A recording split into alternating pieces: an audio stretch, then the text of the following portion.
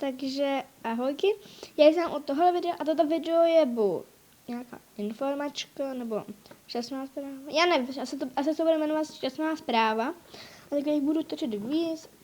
A tato šťastná zpráva je udělaná LPSKK 1, protože víš, jak jsi mi chtěla, jak jsme si chtěli vyměnit ty LPS? Jo, víš, toho draka a tu kočku, jak se líže toto, tak ten drak. Jo, dívej se, proč je to jako pro tebe 16, jako tady pořád má.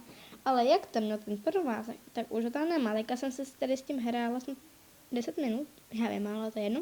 Tak, a s tou kočkou jsem se tady dělala snad půl hodiny.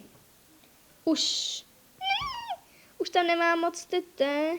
Už tady mám takhle trochu, ale to už je docela hezký. No, chuť má skoro nic. A ten rezový koček už má taky trochu míň. No, a to je jedno, ten rezový koček je snad jedno. Ale koukni se, vidíš, jsem se tady, kvůli tobě jsem teďka tady dělala půl hodiny, aby si mi jako trochu věřila, že já jsem čistotná. A jakože se o své pečupy starám a takhle. Že tak.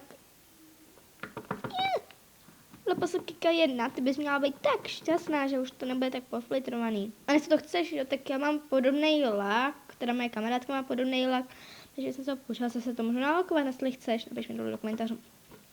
LPS Verča 2, ty jsi normálně chtěla ty pečopy, že jo, ty jsi chtěla toho huskyho, s tím nic není, ani nebylo, ten taky nic není, ani nebylo. A kde? Tady s tím koněm taky, a tady ten pes, tady ten bulldog, jenom když to má ty gumičky, takže mám tady na hromádce. To nejsou všechny, nebojte. Ten taky měl a už to tam taky nemá. Tady vidím, že jsem tady trochu oždibla, to tam nejdeme zbět. Takže to by byla první část mojí LPS šťastné zprávy pro někoho. Jo, jasně, já budu dělat takový video šťastné zprávy pro dvojtečka.